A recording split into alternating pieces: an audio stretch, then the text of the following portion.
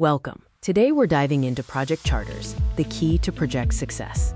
A project charter is a vital document that officially kicks off a project. It defines key parameters and gives the project manager authority. Many projects stall due to various issues. Let's explore why.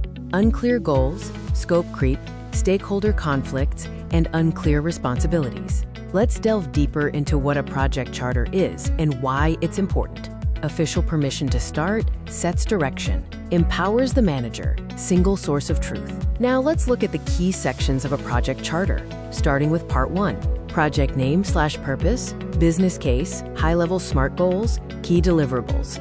Moving on to the second part of key sections in a project charter, stakeholders, project scope, high-level budget/schedule, risks/assumptions. Let's consider a mini case for an app development project. Without a charter, constant change, conflicts. With clear vision, priorities. Now it's your turn to create a mini project charter. Choose an idea, formulate name/purpose, SMART goal, main stakeholders. Let's take a moment to reflect with some key questions.